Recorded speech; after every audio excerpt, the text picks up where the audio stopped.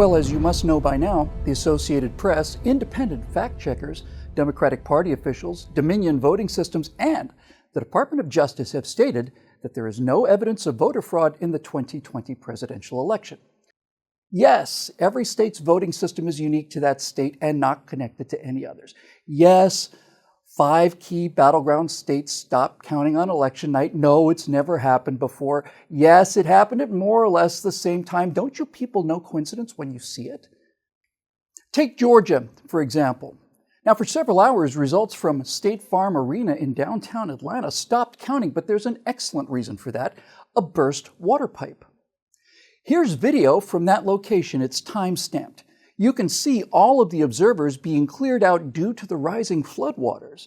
And then you can watch as 5 or 6 dedicated, patriotic poll workers continue to count ballots despite the rising danger. That's why so many plastic cases of precious, precious ballots were hidden under black tablecloths all day. In case a fire broke out, they'd be protected from the water sprinklers.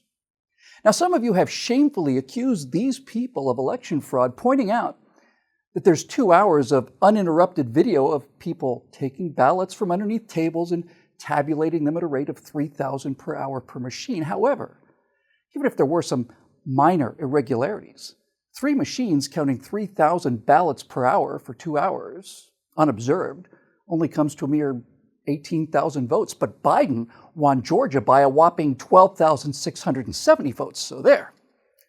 Besides, this has been fact-checked by independent sources such as Lead Stories. Lead Stories is responsible for making sure that every particle of news on the internet is fair and accurate.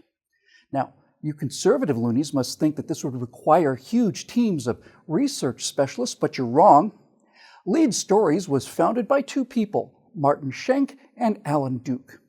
Martin Schenk checks the world's news for accuracy from the Lead Stories Nerve Center, that's his apartment in Belgium. And Alan Duke is a respected journalist with a long career of independent fact-checking. And folks, if you are so mentally deranged that you are unable to accept that stories independently verified by a guy in a flat in Belgium and another guy who worked for CNN for 26 years is unimpeachably impartial and airtight, well, then really, you kind of need to seek psychiatric help. Lead Stories is self-funded. They do all of this simply for the love of truth. And there are none of those ridiculous external evaluations of accuracy either. I mean, don't be an idiot. The reason that you can know that Lead Stories is fair and accurate is because claims to the contrary have been proven to be false by Lead Stories. Now, according to Lead Stories, what your own lying eyes tell you is happening here, what looks like ongoing election fraud, perpetrated by Democratic Party officials at State Farm Arena in Atlanta, that has been thoroughly debunked by the Democratic Party officials at State Farm Arena in Atlanta. As Lead Stories explains, it's all perfectly normal. Gabriel Sterling, who's the voting systems implementation manager, tells us that what you're seeing is, again, completely routine. Sometime after 10 p.m., the workers who opened the ballots, called cutters, had opened all of the ballots, and so they went home. And all of the observers thought, erroneously, that the place had been shut down for the night, and so they all just kind of followed them out the door. No one told them to stay, says Frances Watson, who you know is trustworthy because she is the chief investigator for the Georgia Secretary of State. No one told them to leave. No one gave them any advice on what they should do. It was still open for them or the public to come back in at whatever time they wanted to, as long as they were still working. So, there you go. Completely debunked. Those multiple witnesses who swore under oath that they were told that the counting center was closed and who swore under oath that they were forced to leave and who swore under oath that they were not allowed back in simply misunderstood that some workers had finished their work, and so they all just kind of followed them out.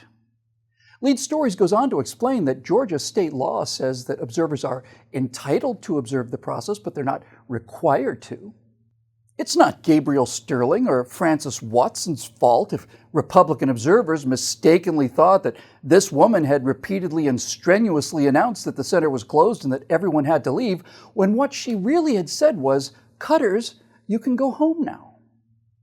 And for those of you conservatives who continue to smear the city of Atlanta while these brave Democratic Party officials heroically continued to count ballots unobserved despite the rising waters, I would remind you that Atlanta's reputation for honesty and integrity is the reason that CNN has been based there for the last 40 years. In fact, you conservative wingnuts, State Farm Arena, the site of this so-called election fraud, is only 1/10 of a mile away from CNN Center. So how could there possibly be fraud at a location a mere 500 feet away from where Lead Stories founder Alan Duke worked for 26 years? Suppose Alan Duke had been walking home while this was going on and he looked in the window. Boom! The conspiracy's done. Game over. See how ridiculous it is? I'm going to stop now because I have to step out of frame and throw up. But if you're nuts enough to believe all of this nonsense, you can hurt these people by following the link below and either becoming a citizen producer or make a one-time donation at billwhittle.com. And if you really are that mean-spirited, I urge you to hurt them as badly as you possibly can.